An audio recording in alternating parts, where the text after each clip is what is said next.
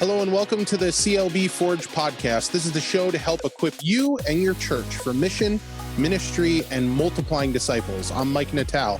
And I'm Ryan Nelson. Welcome to episode 21. Today's guest graduated from Hillcrest Academy, Northern Illinois University with a degree in business education, and then Lutheran Brethren Seminary. He's married to Evalie, and they're the parents of 2 children, Janelle and Jim, and they're grandparents to 4 kids. And their children are a part of Oak Hill LBC in Bloomington, Minnesota. Our guest began pastoring at Faith in Blue Earth and served with Lutheran Brethren Youth Fellowship as secretary and then president, and became the director of youth for the CLB. He's served as an interim pastor in Park Rapids, now Alexandria, Minnesota, and has served as the central district president of the CLB. He's also served on the board of the National Community Resource Center as chairman as well. Since 1994, he's served as pastor at Liberty Lutheran Church in Fargo, and in 1998 established EJ Enterprises Incorporated to provide print and promotional services. And we are just so glad to have you with us. A special welcome to Pastor Elroy Vesta. Elroy, thank you for joining us today. It's a pleasure. So great to have you here. You've got such a wide variety of experiences, and I mean, one of the things is that you're involved in bivocational ministry, and there's a growing trend there. So we want to have you back to talk about that another time. And we thought we'd ask you on air, so you can't say no to coming back. Well, I figured you'd do something to put me on the spot. Yeah. Oh, it's not the last thing we're going to do either. Well, here, I'll put you on the spot right now, Elroy. So here's a common debate that we've been having within our podcast, and that is, which do you prefer, Star Wars or Star Trek? You know, I'm just out on both of those. Wow. You know, you are actually the first person who's said anything like that. Yeah. Yeah. This is okay? Quite a no, that's perfectly fine. This is quite an anomaly. I mean, like, Ryan and I have never tied, and this might be the first tie. Yeah. Okay. And it probably works out well for me. It does. It definitely works in your favor, because right now we're probably sitting. Yeah, most people are Star Wars. Most people favor Star Wars. And so then I lose out on that. Yeah. So thank you for giving at least a portion of your point to Ryan so that he can feel a little bit better about himself. So Elroy, can you give us a little bit of backstory of yourself and your spiritual journey? Oh, that'd be an easy thing to do in many ways, because I was born in a Christian home, and the church was central to our family. I mean, it was more important than school. We were in church 17 days a week. Sometimes as an adolescent, it seemed like, because every time I turned around, we were going to church, and it was by nature the thing we did. And Sunday school teachers I had greatly influenced me. I knew that if I misbehaved in their class, they had absolute authority and right, and in fact probably encouragement to just come down hard on me and shape me up. And I remember one day when that happened, and Ellsworth just looked at me, and then he says, I think your dad will enjoy my conversation with him after Sunday school. Well, if my dad did, I didn't. But I remember pastors as a significant influence. My parents befriended pastors throughout my growing up years. The first time I saw my dad cry was the day that Pastor Valtenson resigned as pastor after 22 years.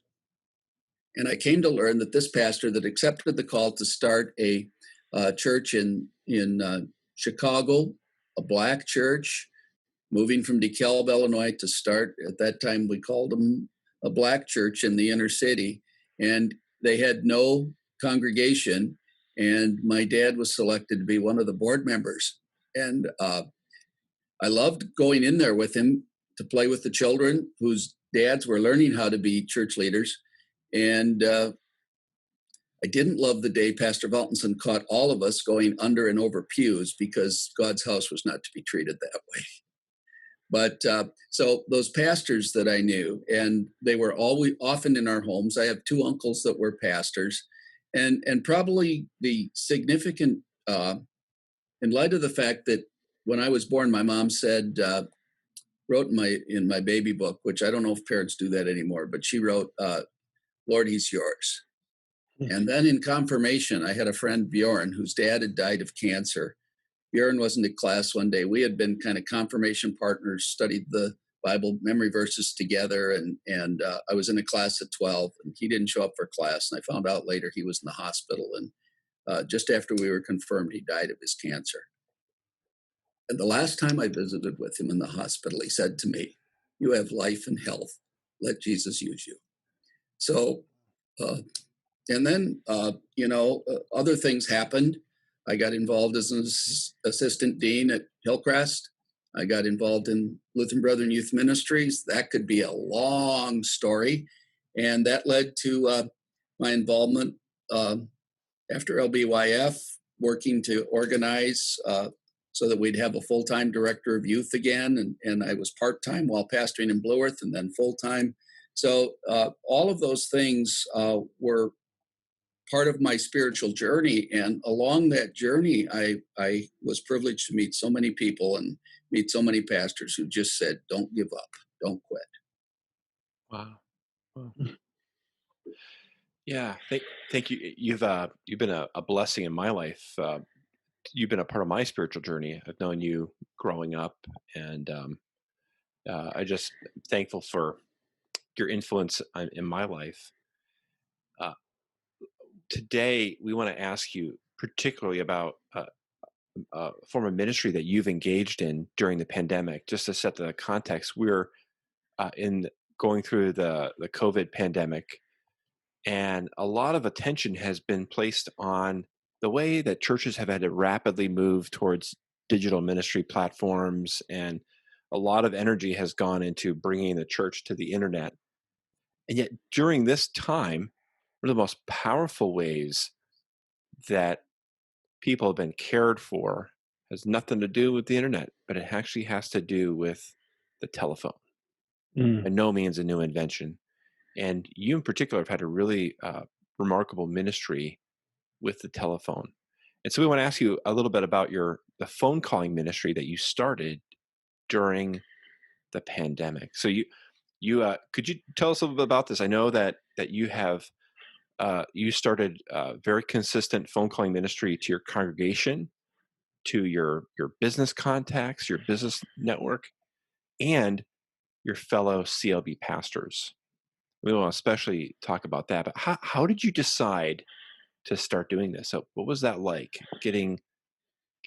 making that choice that you were going to do this? And what was it like getting started?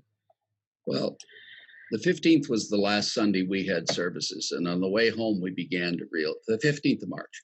On the way home, Emily and I talked about it. I says, "This is probably the last time you're going to go to church for a while." She's a diabetic, and I just knew that I was going to be in this kind of alone.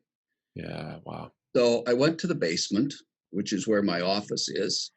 I'm not there now because I commute to pastor the church in Fargo. So I have a commute of 60 miles one way. It's plenty of think time. On the business side, about 60% of my business is in the Twin Cities and beyond. And so I had a pattern of going to Minneapolis at least once a week with an overnight. So I was there, worked there 2 days. And some weeks when I didn't have board meetings in Fargo, I would go Monday, Tuesday, then go back for Thursday and try to get out of there early on Friday so I could get back home and just kind of figure out what had been left undone while I was gone. So that was about 2,000 miles a week. And a month, 2,000 a month. Okay. And I sat back and I said, wow, what am I going to do with this time? And as I was thinking, I'd had my devotions. Emily and I share the scripture together in the morning. We read independently, and I'm sitting there and I'm saying it, and it was as if God himself just said, "Why don't you start calling people?" And then I remembered a seminar I'd been on for my business. It was kind of funny. You know how there's some lag time sometimes? And on the screen, when I plugged in, there was just this old rotary dial telephone there. And it sat there and it sat there and nothing happened. And then all of a sudden, you could tell people were getting restless, but we couldn't hear one another. It was just something we were viewing. And then all of a sudden it rang, and I could just vision around the country people jumping saying, "What's this?" And then the speaker came on, picked up the phone and said, "This is a telephone, use it." And it kind of just struck me, use it. So how can I use it? And who are the people I should use it with? And what should be the regimen? Is there a structure to what I want to do?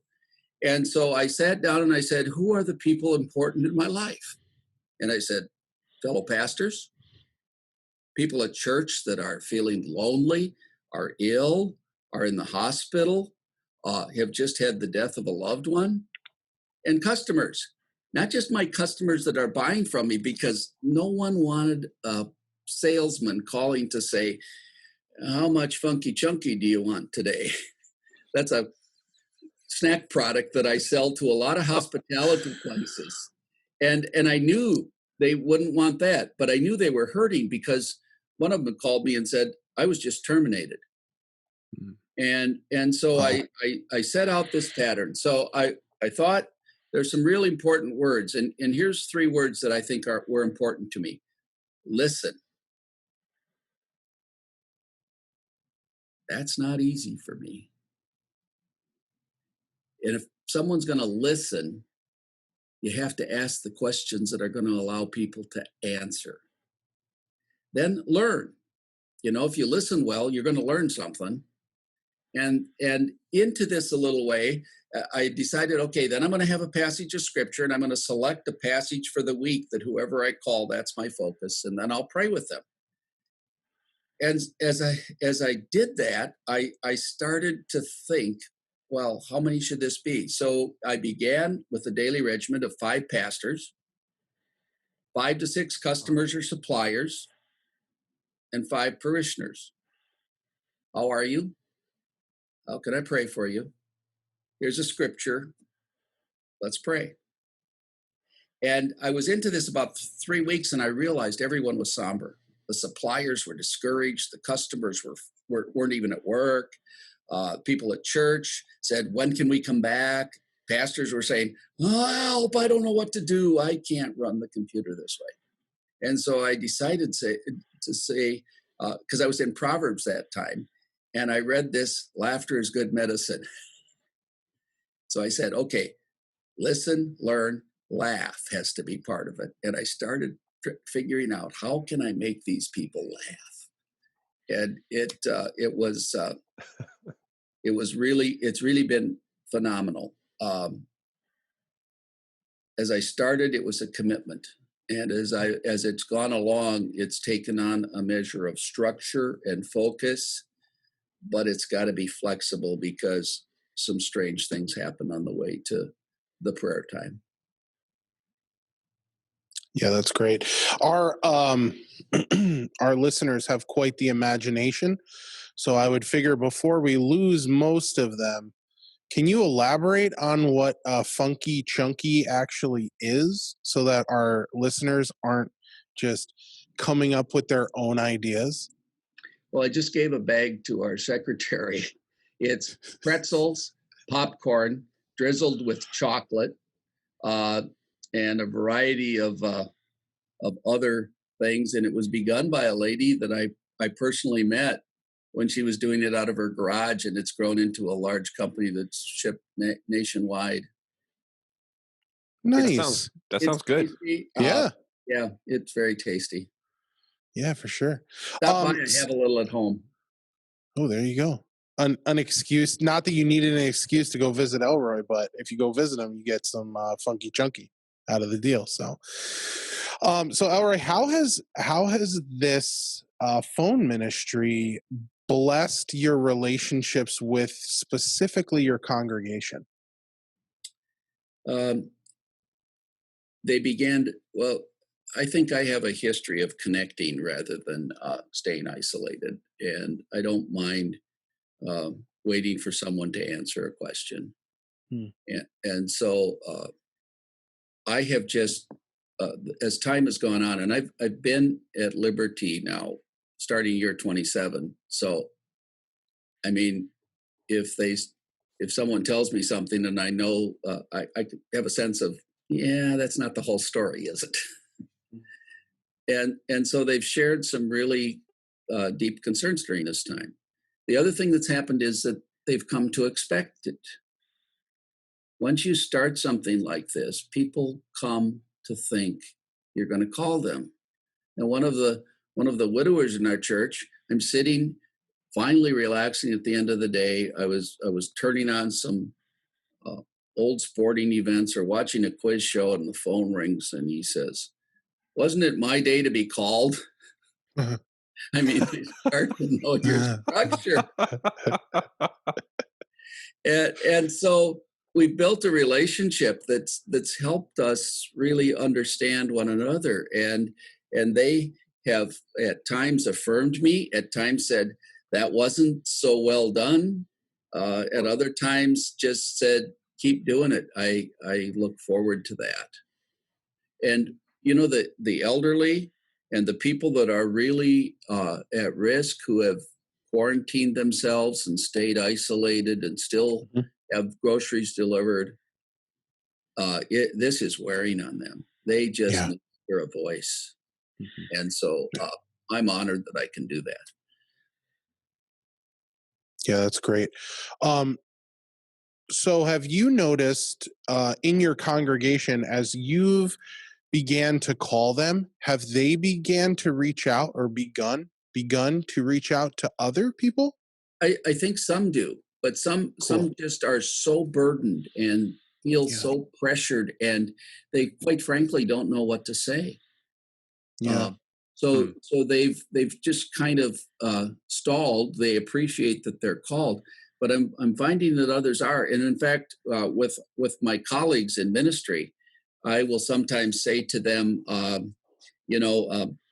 Pastor is not feeling well, and he's undergoing tests. And I know you were in seminary with him. Why don't you give him a call? Do you have his number? And one guy said no, so I got it to him. I said, and then I checked on him because he said he was going to call. And when I called the pastor the next time, because it was one of those cases where, because of the condition that was going on, I called almost consecutive days for a little while. And I asked him, did so-and-so call you? No, haven't heard from him. So I called the guy back. I said, hey, you said you were going to call so-and-so. And I told him that I had given you that message. You need to get on the phone and call him now. Nice. Feet to the fire. Good job. And they had a great conversation. I heard about it later. They hadn't touched base for a long time. They'd been classmates, but God had taken them to different parts of the country. And it was really a good thing that they got to share. And sometimes we have to be that kind of motivator. Yeah.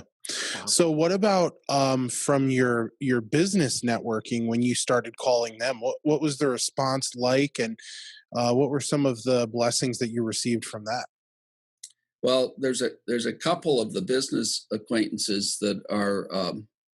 One was a general manager of a downtown Minneapolis hotel that was managed by a company that had 5 downtown hotels, and they terminated 4 of the 5 managers, and they terminated the most expensive ones. Of course. And it was really a sad time. And I didn't know that this manager had been terminated, and my phone rings one day and I said, how you doing? I'm doing awful. I said, why'd you call me? She says, I figured you'd pray for me. Wow. So good. And the secular world is in this time looking for some hope. Will we offer it? Or are we going to quarantine ourselves rather than reach out to them? So for some of these people, whether in the church, the congregation, not so much, but among pastors and among some of the business people, it was like I was a lifeline for them as someone who would care and call them. I've had multiple people on all fronts because I've called active, retired widowers, and the thing I heard once was, since my spouse died, you're the first person in our church body that's asked how I'm doing. Wow. And I couldn't finish the conversation. I just started to weep. Yeah. I couldn't believe we were so uncaring. And it was a call to me to say, I liked that person's spouse as well, but I wasn't as close as many of our other colleagues were. And so I've gone out of my way. Some people are in a rotation with me, but some people get extra special calls at unexpected times. Oh. I have one on that list right now, so you better call me on the 31st and ask if I called to wish someone a happy birthday. They're beyond 60. Let's say that. So you have, as you've been calling pastors, you've been calling actively serving pastors, you've been calling retired pastors, and you've been calling the widows of pastors who are deceased, who have passed away. How has this blessed you, and how has it surprised you? Have there been any blessings or surprises as you've done this? The blessings are just hearing the relaxation and comfort that someone is going to pray for them. I think I used to say, "Hey, Ryan, I'll pray for you." And then we'd part ways. I'm more than likely to say, "I'm going to pray with you now," than I ever was in my life. So I've learned that. And quite frankly, I don't think I'm an exceptional person at prayer. I know a lot of people that I admire because of how intimate and personal their prayers seem, and how relaxed they seem. I remember one of the young men I prayed with years ago in youth ministry. He says, "Hey, God, here I am. You didn't expect to hear from me, did you?" I mean, wasn't that awesome? You didn't expect to hear from me, but I'm here, God, and I need you. And so I think that I'm learning about prayer. And I'm learning that it's just a conversation with someone who I have proclaimed as one who cares for us beyond measure. And if I can't talk to someone that really cares about me, grow up and get over it, Elroy. Yeah. So you mentioned you've gone from telling people you'll pray for them to taking time right then and there to pray with them. Are there any other ways that you've seen your ministry skills grow because of this massive prayer undertaking you've embarked on? I like to laugh, but people see me as I don't know. You see me as a dictator, Ryan? Do I see you as a dictator? It's a trap, Ryan. It's a trap, Ryan. Don't answer that, Ryan. The dictator of jokes? No. I wasn't a person that was given to humor. When I was working, okay, get to the work, get it done, then relax. And I think I'm learning that don't rush. Give this time. I mean, I'm learning how to ask questions. And one of the things that I'm discovering is that if you carefully craft a question, you'll get information you didn't expect that will allow you to make a difference and provide direction for people. I've learned that burden bearing is really tough. Weep with those that weep. I had a parishioner talk on Sunday after we were offline. We usually give a little time for unique special prayer requests with more significant focus. And the person shared that 2 of their family have COVID. And so on Monday, I decided I wanted to call and see if there was an update because they're missionaries in another land. And I couldn't get through the conversation, guys. I just started to weep. And then I said, let's pray. And I muddled through the prayer. Just thinking about it is kind of inspiring, but causes me to say, how many other people are like that need someone to care? At least know that someone's praying for them. So the burdens have caused me to weep at times. The comments, I was frustrated. I think I talked to you about this, Ryan, at one time. I was frustrated by the voicemails. Yeah, you shared that during the pastor's prayer gathering. Yeah. So if you have no intention of returning the call, don't say I'll get right back to you. I want to take some of those, and I want to just say, hi, your call is an obstruction to what I want to get done today, and so you won't hear from me again. But then I encountered someone in the last 2 days who said, can I talk to you? I bumped into a person that I'd called, and they didn't answer. And they said, I want to tell you that the scripture you shared and the prayer that you offered was at just the right moment for something in our family's life. It was so treasured that I sent it to my wife. And she called me weeping. Wow. So here you thought you were leaving a voicemail, falling on deaf ears. Yep.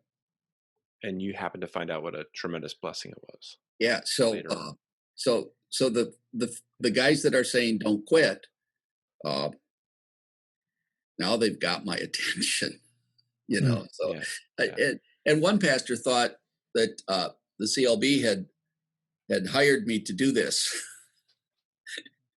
and I said no. It was one of those burden things that I just listened to God, and it's okay. It's okay. Yeah.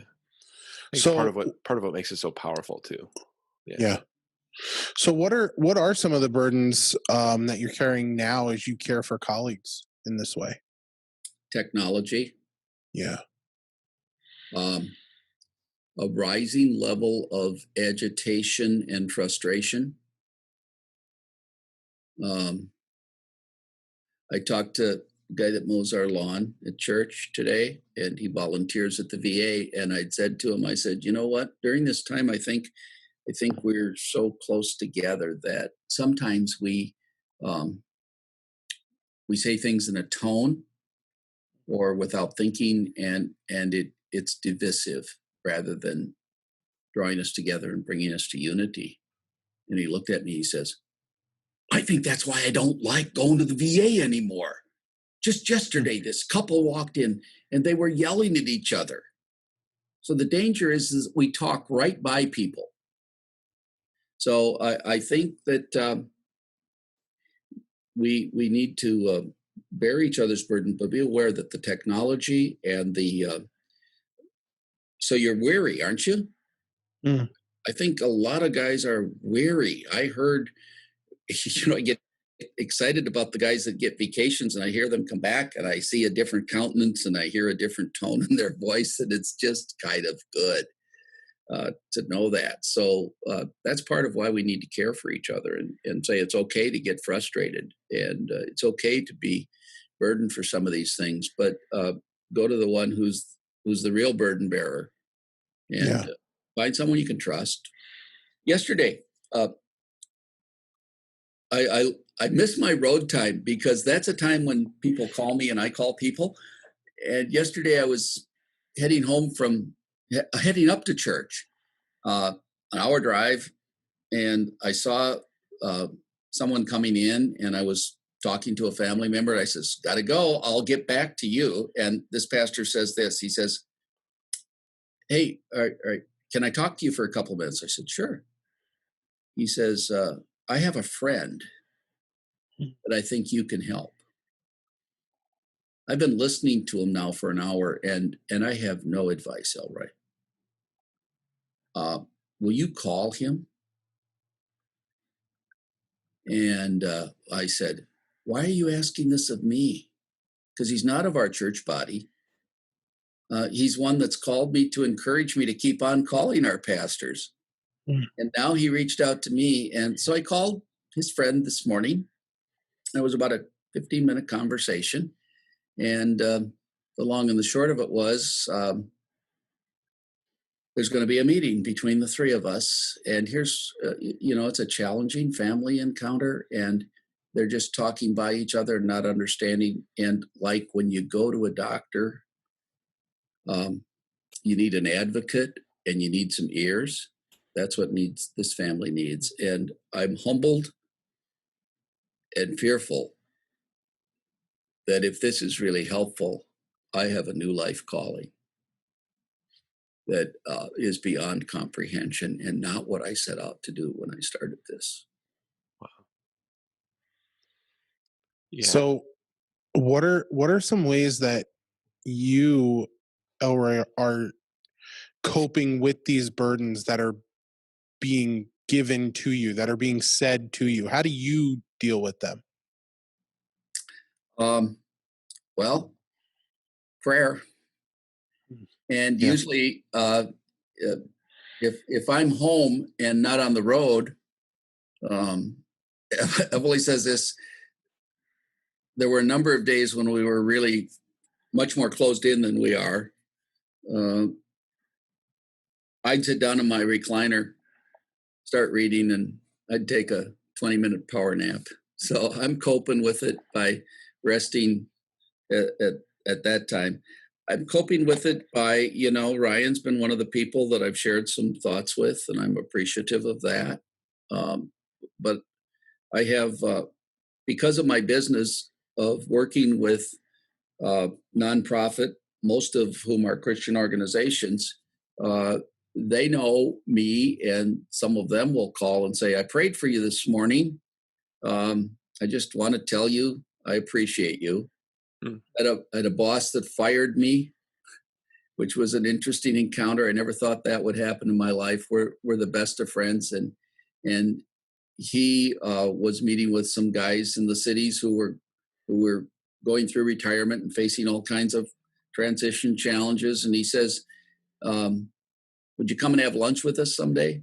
And we've had lunch, and he'll periodically call me and just say, "I just was thinking of you, and I'm so grateful that you're my friend." So those kinds of things kind of buoy you up. And then I have an awesome brother who's been through a lot of challenges in his life. And we know we can talk to each other anytime after 5 a.m. or sometimes before. And we talk Sunday mornings on the way to church. He'll usually, I think it's a rare event that we don't both pray for one another on that drive. I've learned not to close my eyes, although the road is pretty straight between Fargo and Marcus. But, so it's having a variety of people who understand the diversity of the pressures that you're facing. And, and some of those encouragements have come from business, and some of them, quite frankly, they're from the least likely people. The people that have called. I had a lady walk into church on Sunday, and she just stopped dead in her tracks, and we're social distancing, and she just says, "You will never know, nor you may not understand how significant your caring for us has been through this time." Yeah. That is an awesome comment. And Yeah. it just kind of lifts you up and say, okay, I can go another day now. Nice. Yeah. So before Ryan asks his last question, I have one more. So our listeners are probably listening to this and are just amazed by the amount of time that you've put into this. And I know I'd be encouraged if you'd allow us to pray for you. So what are some things that our listeners specifically can be praying for you about? Okay. So let me give you a praise item. I am so Okay. grateful for a guy in the cities who works for Verizon, who just before this helped me get a plan for our entire family. Because when I started getting the reports, my cell phone usage, the phone portion, is in excess of 100 hours per month. Wow. And it stayed there.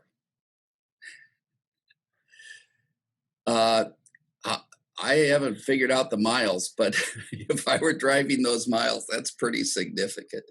So Yeah.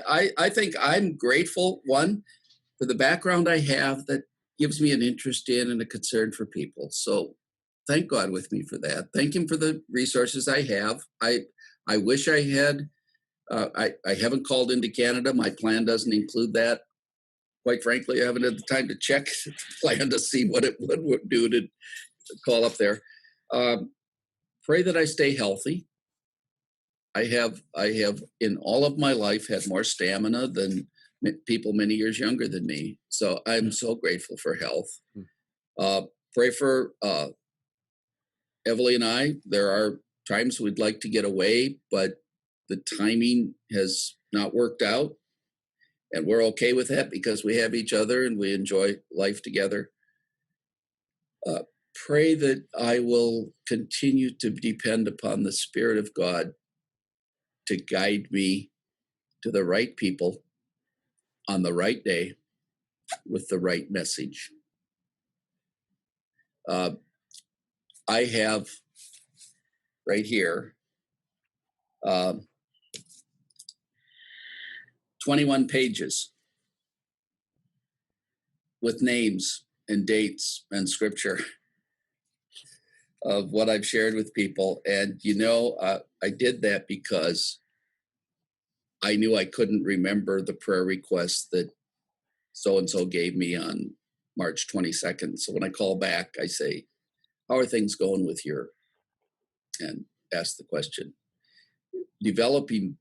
Pray that I can stay clear in that, because that really makes a difference for how people know that they're cared for.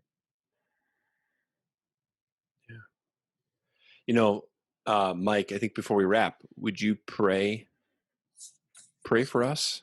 In a couple of minutes here. Yeah, I would love to. And I think this will be the first time we pray on the podcast. Yeah, it will. It's fitting. Elroy, I want to ask you, I just want to set a picture of the kind of the scope of what you're doing. You kind of hinted at 21 pages. How many, by calling all of our active and retired pastors and the spouses of deceased pastors, how many phone calls is that? Or how many contacts is that? It's about 200 per round. Yeah, per round. And you have completed your third round. I'm starting number 4 this week. And probably about the time this airs, you'll have completed that 4th round. And that just, that's amazing. I don't think anyone has ever done this in the CLB. And and I want you to know too that it's rubbing off on other people too, as people have. I hear that. Yeah, I hear those stories. It's changed the way I carry out my ministry as well. And I just want you. I know you've heard that, but I want to just say it again, that you're having an impact even beyond the calls you're making. And it's just really neat to hear. Just thinking about your life journey. You've served in a lot of leadership roles. You've been a mentor and influence to a lot of people, and here you are continuing to learn and grow and change, and God is continuing to shape you and change your calling in really remarkable ways. It's just so amazing to get to be a part of that. Thank you for being so open with us today and sharing. I want to ask you, just got a wrap up question here, because I know you're so good at these one-on-one conversations, and I've had the chance to sit and have coffee with you, and have a bite to eat or a cup of coffee. So if you were sitting with a young pastor who's just getting started in pastoral ministry, you're sitting having a cup of coffee, and he asks you for some advice. What are a couple of pieces of wisdom or advice that you'd share with him? I'm practicing that in a small measure that will take a different direction on Tuesday of next week, September 1st. A seminary student that's in his second year is going to join us on staff and be working alongside me. So if I were to say it to him, I would say it to any person. You don't need to be a young pastor just starting, but give highest priority to the practical value of God's word. Mm. Too many pastors prepare sermons before they prepared their heart. Mm. Give practical value to the word. It speaks powerfully. And there's a variety of patterns to develop, but do that. Learn to pray. Comes with practice. Like anything anyone excels in, our granddaughter's becoming a swimmer, and she swims every day of the week. She's improving. She's getting awards. She's besting her own times. Now they don't even swim in the same pool sometimes. They swim against the clock. But praying comes with practice. I take attendance at our church, and you can't pray for the people if you don't know who's coming. Why did Jesus go after one lost sheep when the rest were in the fold? It's because he knew who was missing. And so we need to pray for those people. And, I drive a lot of miles, so I can pray when I'm on the road. I've had times during this when I've awakened during night. And so I have this list in my mind of people I want to pray for. It's the guys that are on the list for the next day. It's whatever. Listen. Now, I haven't listened much today, but I'll never forget the day when I asked one question of one of our pastors, and then all of a sudden the door up the top of the steps from my office opened, and Emily's peeking around the corner. I had been on the phone with this pastor for an hour and 15 minutes, and I hadn't said much. Let's learn to listen, and then understand how to ask questions. So the value of the word, prayer, listening, and Barbara Varenhorst, who was part of Search Institute training that I had as I started as director of youth, wrote a book called Real Friends, and the subtitle is Becoming the Friend You Would Like to Have. And she talked about 5 key components, and all of us can learn this. Introduce yourself. You know how to introduce yourself? Make it short. Then she taught the skills of listening. And I remember when she read that full page story to us, and I got so involved in the details that I missed the whole premise of it. And so that helped me listen. Then question. Learn how to ask good questions. And I've developed some of those over the years. I remember when she gave us this assignment, I was flying from St. Louis to Detroit, and I got stuck in a seat next to a woman who was preoccupied. And then she asked me a question, and I told her, and then I asked her a question. And for the rest of the journey, which was an hour and a half, I listened to her respond to that question with just a little, okay. So listen, question, observe, watch people. Mike right now is nodding his head. Both of you are nodding your heads. it'll tell you a lot. And then become skilled at welcoming strangers. What's going to make people feel comfortable around you? What makes you feel comfortable when you meet a new person? What have they done to make you feel comfortable? Young pastors need to become the kind of friend you would like to have. The value of the word, prayer, listening, and then developing quality friendships, especially with those who've been rejected or rebelled against the church. They need us because they need our Savior. So good. Yeah. Thank you, Elroy, for your transparency, your willingness to share, and the response to God's call that he has asked you to do this, and you have said yes. A lot of people might say, I'm too busy to do that, or nah, maybe I'll give it one time through. And now, like you said, you're starting on number 4. And you're encouraging a lot of people, even if they don't respond. I'm sure that it is a huge encouragement to everybody. So if you wouldn't mind, I'd love to pray with you right now on the podcast. Man, talk about like stress. This is stressful. Ryan, we didn't plan this, and you're putting me on the spot. This is going down. So okay, he's your friend. He's listening. Even if you don't say it right, he'll get it right. Thank you. Yeah, right. Romans 8:28, definitely over and over and over again. So, all right, let's pray.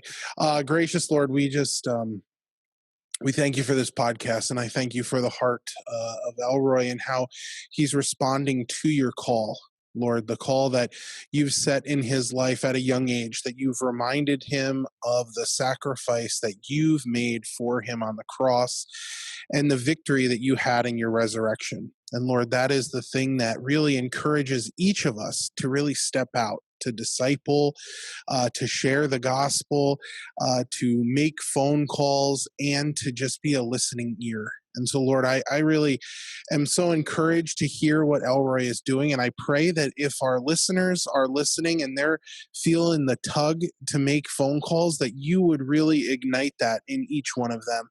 Lord, continue to just use us in ways that can further your kingdom, in ways that people can just see your love and your mercy reflected through our lives onto them.